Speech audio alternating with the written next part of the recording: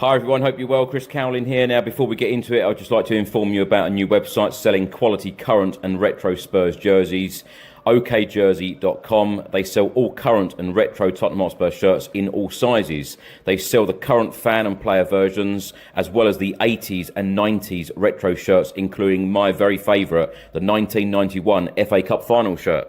You can order very easily from okjersey.com, and if you use the code Chris, you will receive an 8% discount off your final order. You can also use the QR code on the top left of your screen. And by the way, they also have some training wear here and the 25-26 colour special edition jersey.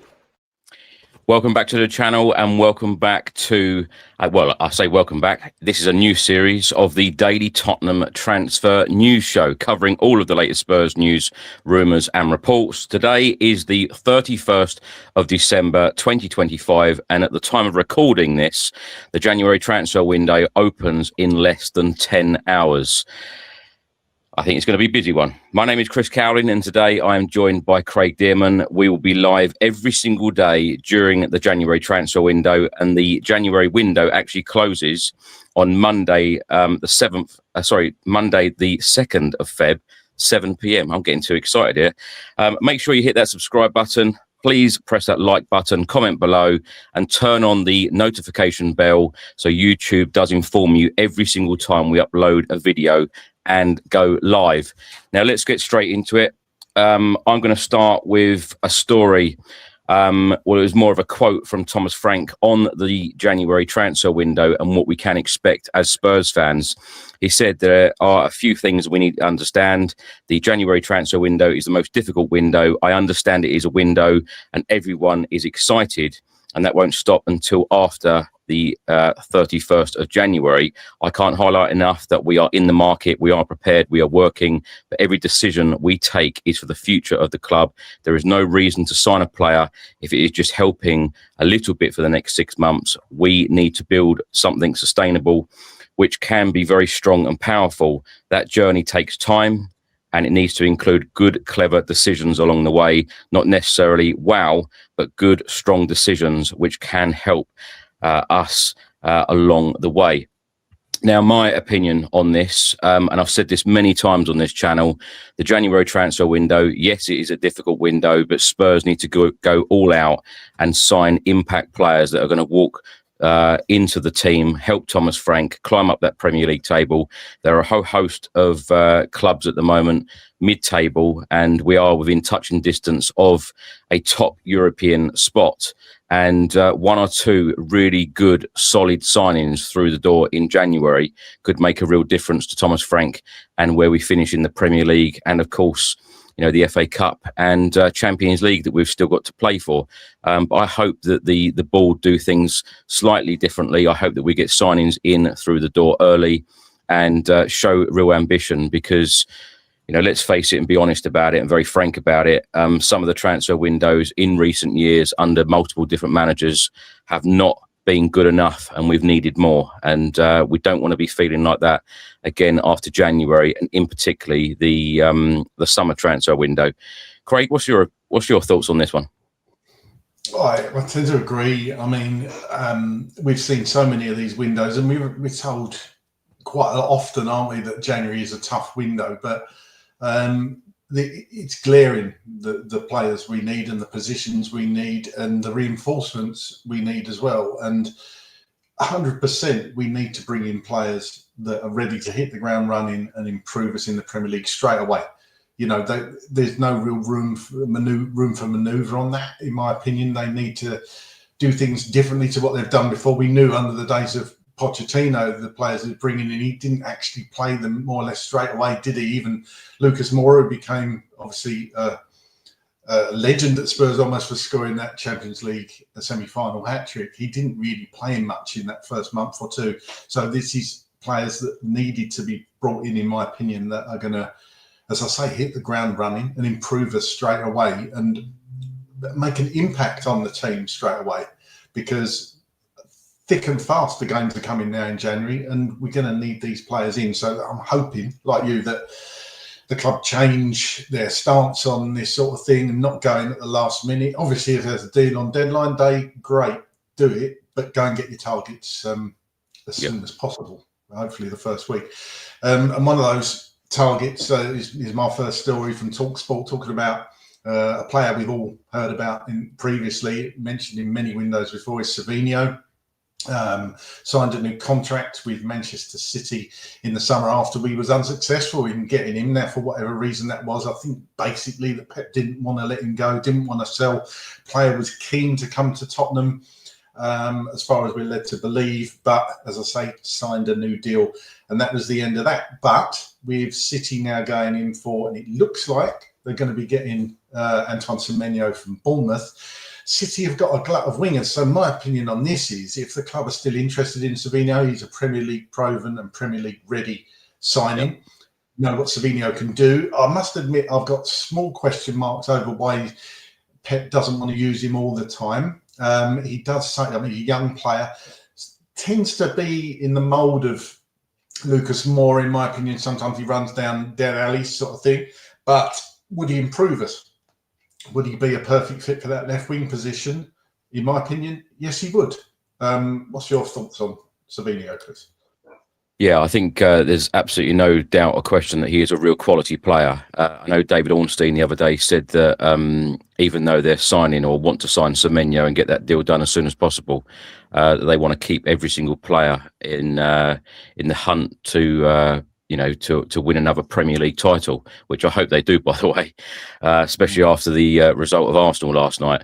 But yeah, there's absolutely no question that he would add real quality to this squad, particularly in that left wing area where that needs to be the priority in this window for me. But if Spurs can get this deal done, I think it would be a very, very positive signing for the football club and a positive signing for Thomas Frank, because he has played a number of different players there. I know Wilson Odobert come off the bench at Crystal Palace, showed real spark, but you need that consistency, especially in that area. And I feel like there's so much responsibility on Mohamed Kudus on the right hand side. We need that balance as well, and I feel like we've been quite imbalanced in recent games anyway. I know Kolo Muani has been playing more out on the left as well, so definitely an area for improvement. When Son left, we needed to fill that role straight away, and to get a player of that caliber and that quality in a January transfer window, I would definitely welcome it. Craig, I'm going to move on to the next story. Inter Milan legend, goalkeeping legend Walter Zenga has urged the club to sign Tottenham Hotspur goalkeeper Vicario. And we have heard various reports in the last couple of weeks that Vicario is apparently, very welcome to the move to Italy, back to Italy. Zenga said, if you ask me about Vicario at Inter, you're preaching to the choir. I have no doubts, and I immediately say yes. We're talking about a really strong goalkeeper and a decent guy. I would particularly like to see him between the posts for Inter. He's strong. He is a complete goalkeeper, explosive between the posts. It's an interesting one, this, because Vicario, of course, has made a couple of mistakes, but I can never, ever question his passion for the football club. I know Italians are very passionate people anyway, but he is very passionate, and you can see that he wears his heart on the sleeve, and he absolutely loves Tottenham Hotspur.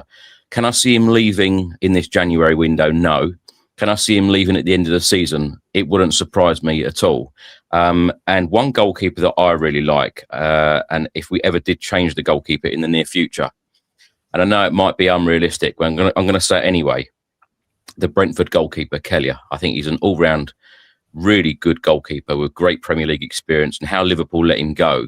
When you've got a goalkeeper like Alisson there, I suppose you're never going to give a goalkeeper like Kelleher much game time, apart from cup games, but I think he's a great goalkeeper. But can you see Vicario leaving at the end of this season? I probably can, actually. It would almost be a natural conclusion to his time at Spurs. I mean, he tends to split the fan base sometimes. I think goalkeeper is a position where you can get so much stick from the fans. You make a simple mistake and generally it ends in a in a goal. Vicario, we know, has made a few mistakes, but I'd say in his defences, he's actually saved us in games this season. The Monaco one springs to mind for me. I think that was his best performance of the season so far. I mean, that could have been a cricket score if it hadn't been for Vicario. So his shot-stopping ability is phenomenal, actually. It's the other thing sometimes he doesn't do too well. There's been ones almost thrown them in the net. So I certainly do feel that we could probably upgrade Vicario. But I agree with you. I think that's more likely to be in the summer rather than the winter window. I don't think that's going to be a key position for them at the moment. I think they've got a fit Vicario, a fit Kinski, and you've still got the other lad there whose name escapes me, Brandon Austin, of course it is. So I think that's possibly something they're going to look at in the summer. Another one that we could look at in the summer, I'll come on to, is Savinho's teammate, Omar Marmoush. Although there is rumours, and there was one in the Sun, that Marmoush could be on Spurs' radar in January. And again, this is coming to the fore because of the purchase of Antoine Semenyo. If for some reason City don't get Semenyo over the line, I don't think this deal has got any chance of happening. But if Semenyo comes in, as I say again, the glut of wingers they've got the likes of Marmoush, they've got Savinho, they've got Foden, they've got so many options. Oscar Bob, obviously touted going out to Borussia Dortmund, I think. So Marmoush is a player for me that can play across the whole front line. He can play a striker or on the wing. I wanted Marmoush the window that City signed him, and I was gutted. I think Josh Hughes did a really good piece on it on the channel actually, and championed Omar Marmoush. I think he would be a perfect fit. Could I see City selling Marmoush? No. I think this would be more likely to be a loan deal for 6 months. Whether there'll be an option to buy, I don't know. But for me, you can't get both, right? We both love Savinho and Marmoush. What a double signing that would be. That would show real intent from Spurs. But in my opinion, it's going to be one or the other. So out of the two, I would choose Marmoush over Savinho, just that little bit more experience, perhaps. But and perhaps you could argue Marmoush is more of a goal scoring threat, and I think that's probably what we need.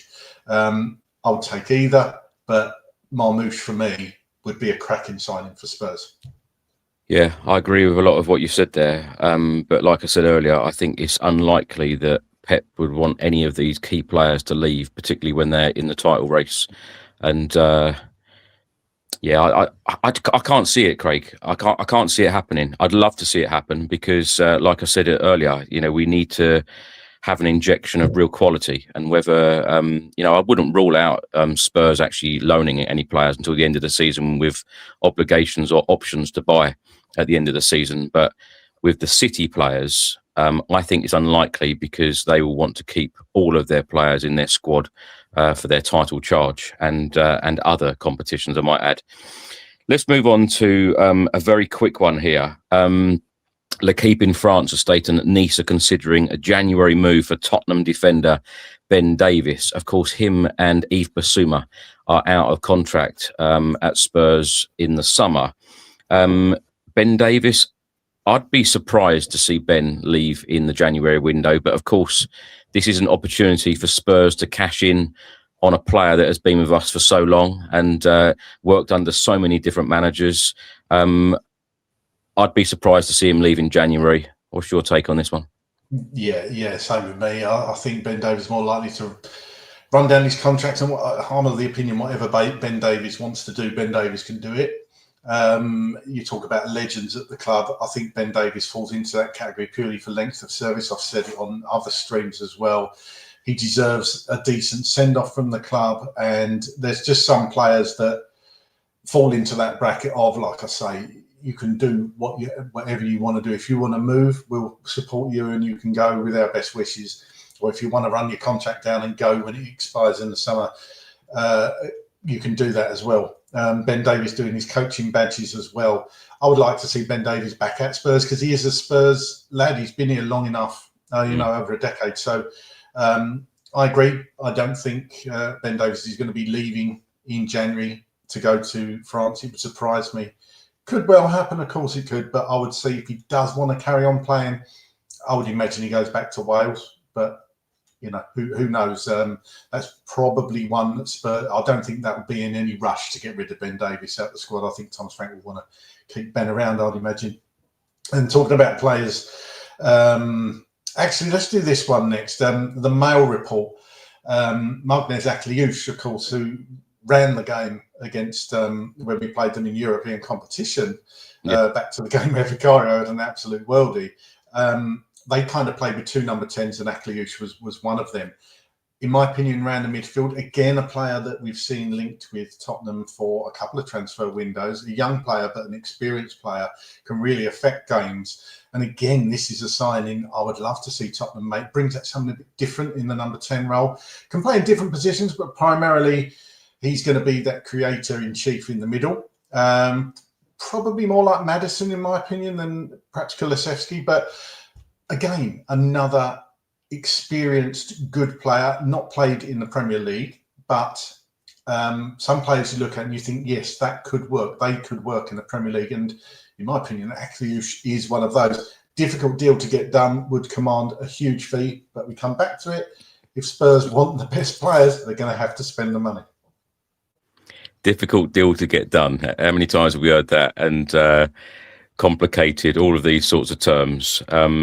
For me, Craig, I think that the January transfer window, and I'm not saying that he's a bad player, I think he's a great player for the future as well. And you're absolutely spot on, ran the game against us with all those shots, Vicario saving left, right and centre in Monaco.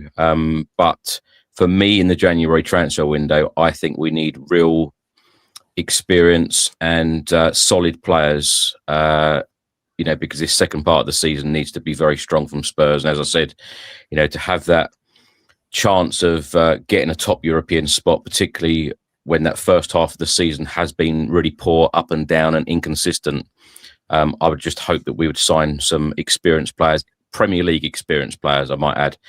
The next one, the Daily Mail have reported, and we've heard other reports as well, including from Football League World. Football League World stated that Bolton are lining up a loan move for Tottenham Hotspur ace Jamie Donley, who of course done extremely well at Leyton Orient last season. He went on loan at Stoke and hasn't played a game for them since October.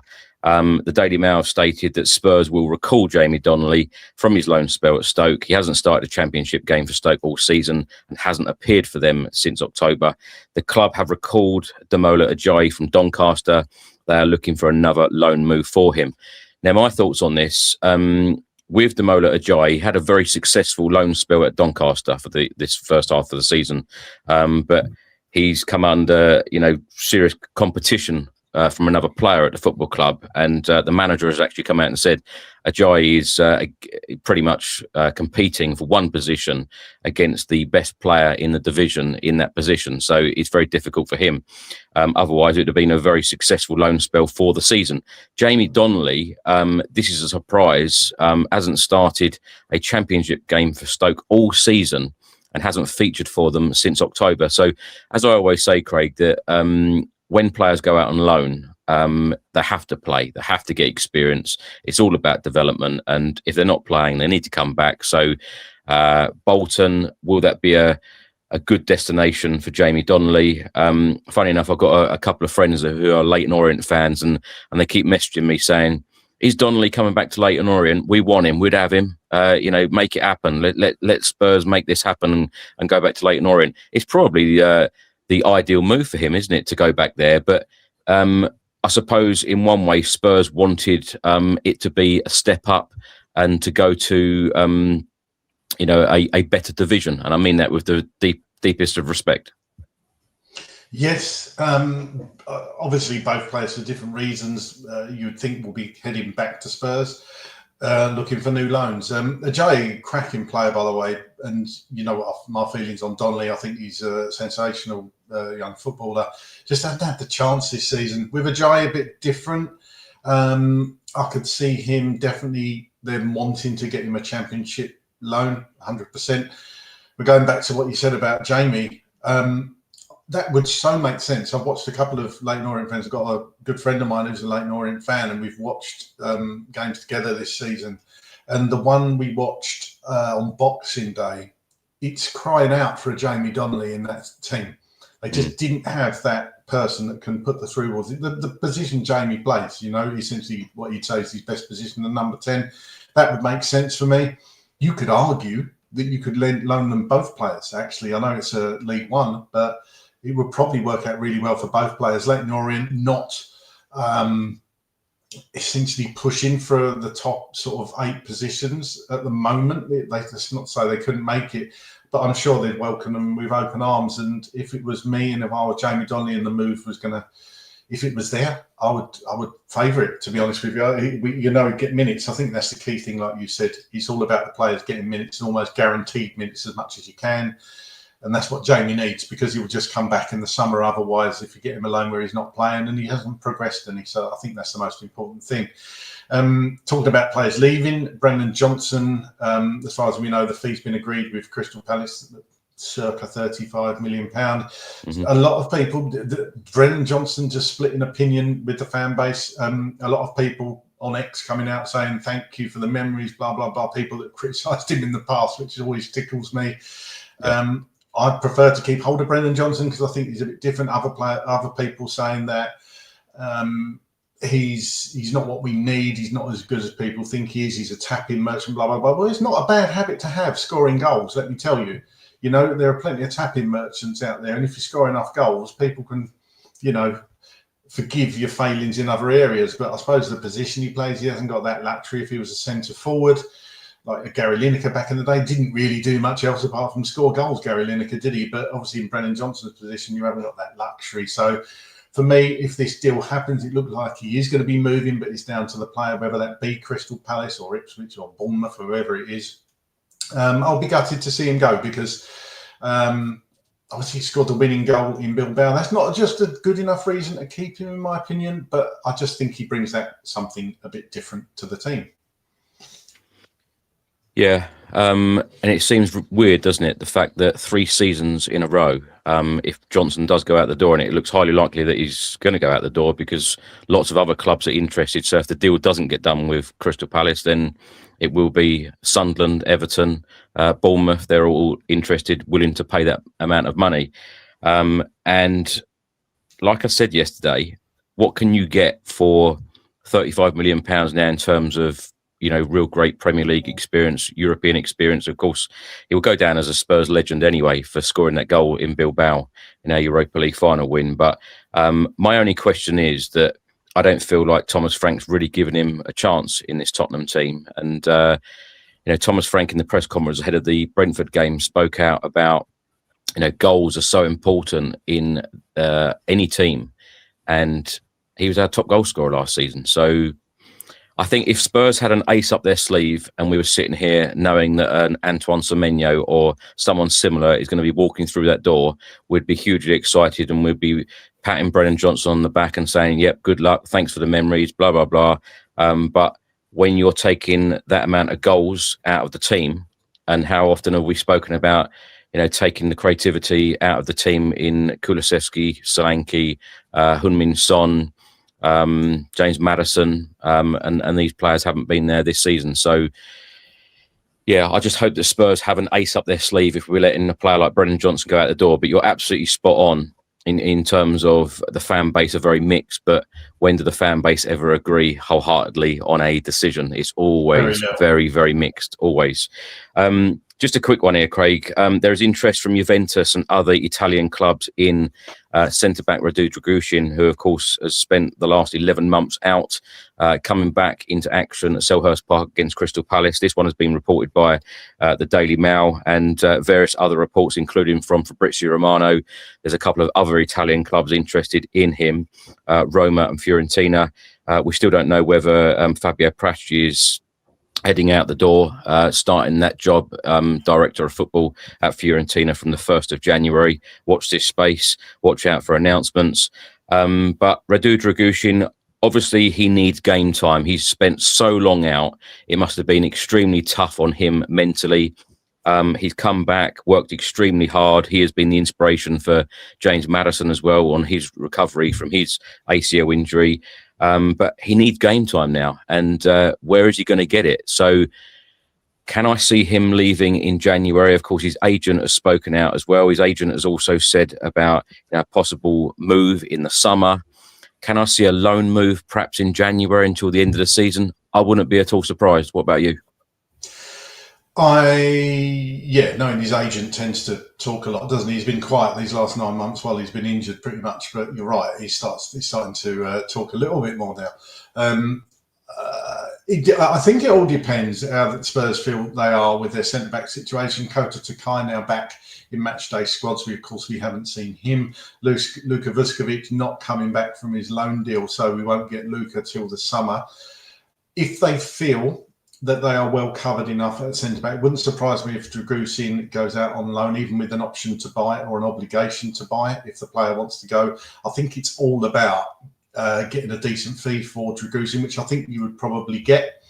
I think the club look at that. I think we're well stocked at centre-back, but the worry is, of course, if you let Drăgușin go and don't bring somebody in, you're left with Kevin Danso and Kota Takai. But then again, if you're keeping Ben Davies around, Ben can play centre-back as well. So it's a bit of a risk, but if you're talking about getting a bit of money in for a player that releases those funds for us to bring somebody else in, it may well happen, absolutely. But who knows? The club could decide to just sell in January and be done with Drăgușin. But you're right. Hell of a long road back from that injury, a horrific injury, boring as hell, the recovery. So he's worked hard to get back. He actually looks so strong at the moment, Drăgușin, as well, back to how he was initially, before the injury. So that's good to see for him. My final story today is just about Bissouma. This is one we've covered a lot over the last few months, since the summer. Obviously, the club tried to offload Bissouma, multiple reports from different agencies and reporters. Bissouma wanted out. Looks like Thomas Frank wanted Bissouma to leave. Then, of course, he got that injury. He's had his issues off the pitch as well, which I won't go into. Everybody's aware of that.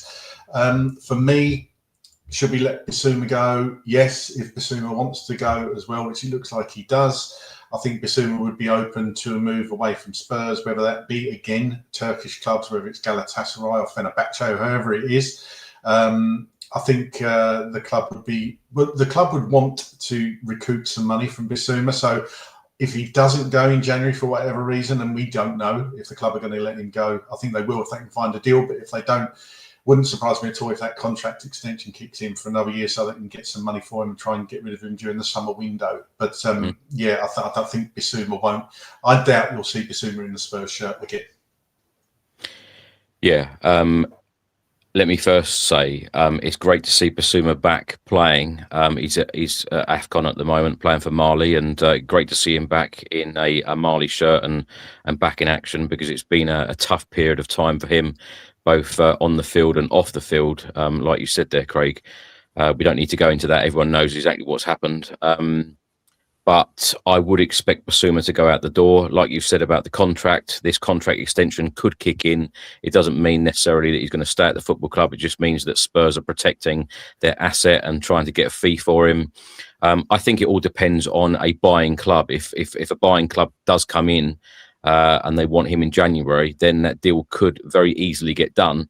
Otherwise, I'd fully expect him to leave in the summer, and Spurs get a really decent fee for the ex-Brighton star. I just a little bit sad that we haven't seen the Brighton version of Bissouma in a Spurs shirt on a consistent basis, because I was very, very excited when we signed him. In my opinion, when we did sign him, he was one of the best midfielders in the Premier League. But like I always say, when a player leaves our football club, I always wish them the very best and thank them for the service. But yeah, I just expect a little bit more from him. My final story today is a real interesting one. Football.London have run a piece today, and they said 5 players out of contract players that Spurs could possibly sign. I'm going to mention 3 of them. First one, Dusan Vlahovic, a player that we have been linked with so many times in multiple transfer windows under multiple different managers, but they have also stated it is just difficult that Tottenham could get this deal done, considering a deal for Vlahovic. He would command a huge salary. Now, my thoughts on this one is that the wage structure at the football club does need to change. We know that Football.London a couple of days ago have reported that the wage structure is expected to change. You know, a player like this on a free transfer in the summer would be unbelievable. And when you're not paying a fee, surely you could come up with a deal to give him that salary that perhaps he is asking for. And I have been a real fan of Vlahovic in the past. And I think that when you ask about and you talk about physicality, and Thomas Frank often uses that word physicality and aggression, he definitely has that. And I think that he would be, and I know I often speak about Premier League experience, but I think he would walk into the Premier League and make a real difference and be such a strong character in the team and be a goal scorer that we have needed in so many games, particularly with the absence of Dominic Solanke this season. Next one, Ruben Neves. They're stating there can be no doubt that Neves would add something to Thomas Frank's engine room. Decision is pending over Loney, João Palhinha. But if they don't sign him on a permanent deal, Neves represents a fine option. Any move would require the ex-Wolves man to take a pay cut. It's again about wages on the tax-free fortune that he's earned in Saudi with Al Hilal. Again, Craig, Premier League experience, really decent player. Could he do a job for Spurs? Absolutely. I'd definitely welcome this signing. And again, you know, free agent on a free transfer. I don't think it's a no-brainer. The other one is the goalkeeper, Maignan. Now, this is a deal that could make a lot of sense for Tottenham, Football.London. Vicario is being lined up for a return to Italy by Inter, and the goalkeeper would actually represent a clear upgrade. Completely agree. I think that he would be a really good signing. And again, when you talk about the calibre of these players on free transfers, free agents, bring them in. What are your thoughts on this? Vlahovic, nearly called him Vuskovic. Vlahovic was a player I wanted a couple of years ago. I must admit, I haven't followed his career really since then, but I know he's been a little bit out of favour. He's more like your typical number 9, isn't he? And you're right, physicality and everything. He's more actually in line with, I could probably see him being a more frank player than Richarlison, actually, because of his physicality. He's more like an Ivan Toney, isn't he? Obviously loved Ivan Toney when he was there at Brentford. So the important thing is, like these free agent things, like you were saying about Ruben Neves, a cracking player when he was at Wolves, going to command decent wages, but as a free agent, so you're saving on the transfer fee, but you obviously got to spend on the salary. And Maignan, a goalkeeper, again, I could see him definitely being an upgrade on Vicario as well, perhaps one for the summer. What Spurs would have to be careful of, though, is foreign player numbers. I suppose you've got to let those players go out. You know, you realise if you're letting Drăgușin go and Bissouma go, of course, they weren't in the Champions League squad anyway. And if you're getting rid of Brennan Johnson, that's, I don't know if he comes under homegrown or association trained, but there are issues around that, which we won't go into on the show, and it's incredibly complicated. So Spurs have got to be aware of that with whoever players they bring in. It's all very well us buying all these foreign players. You've got to fit them into the squad. So that's going to have to be thought about. And actually, it's a real tactical thing trying to manage that. So all the players you've mentioned there, I would 100% take them at Tottenham. But you've got to realise players are going to be dropping out. I mean, essentially you have to get rid of players probably because the players coming in that are even at the club at the moment, they're going to want to be in the Champions League squad going forward. So a lot of decisions to make for Spurs. Absolutely. Craig, thanks so much for joining us today. Happy New Year to you. And thanks to all of the viewers and listeners for watching and listening. Make sure you do hit that subscribe button, press like, comment below, and turn on that notification bell so YouTube informs you every single time we upload a video and go live. Happy New Year. We will see you tomorrow. Come on, you Spurs.